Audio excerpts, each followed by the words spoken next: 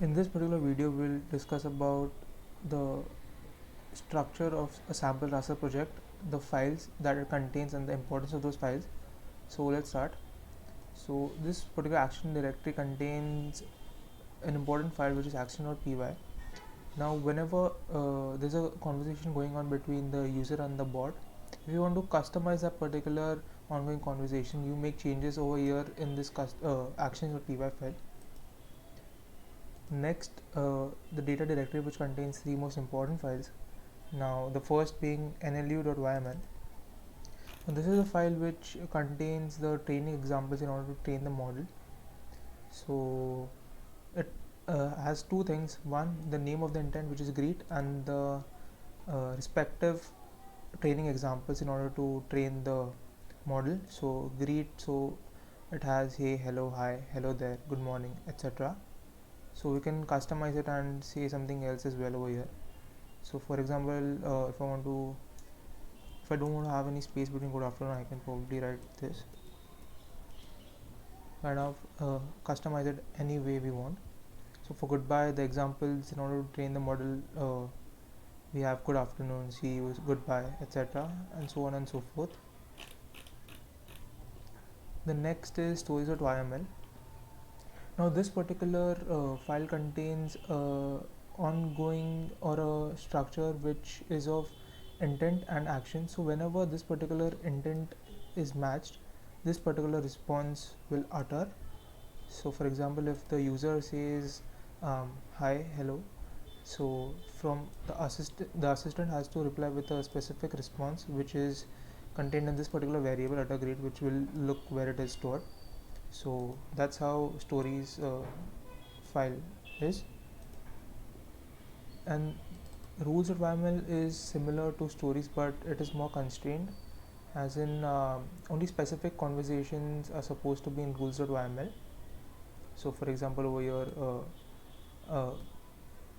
goodbye conversation and that sort. And next comes the model directory, which contains the model that we have. So whenever we make changes in the project, whether it be NLU or in the core, we have to train the model, and we can train the model by rasa train command. So the model that gets trained is stored in this particular directory.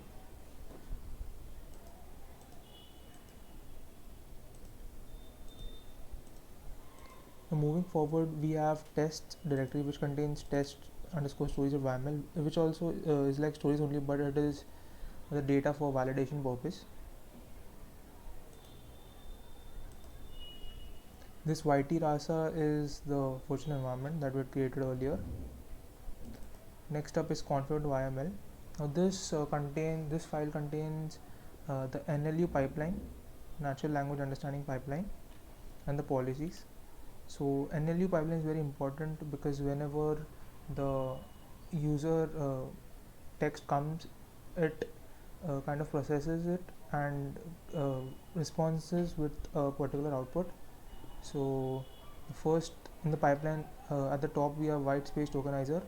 So the text gets split into tokens, and then we have regex featureizer, which converts that particular list of tokens into a vector with the help of regular expressions. And lexical syntactic feature does the same, but it kind of helps. It doesn't use regular expression, but uses syntactic information to do the same thing. Then we have count vectors featureizers, which makes a vector with count bag of words. So the entire corpus will be created with in a dictionary where the key is the word and the value is the number of times the word occurs inside the corpus.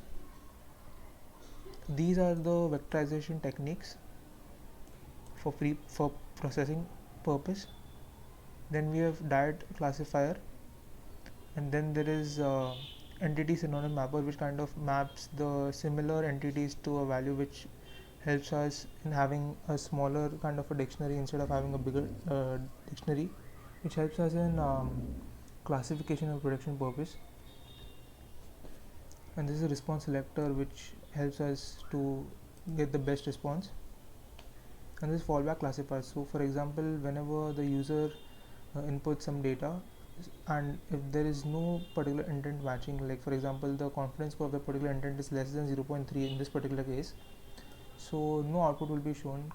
It signifies that the model is not sure as to what the output is, and hence it doesn't show. And then there are policies, which is memorization policy, TED policy.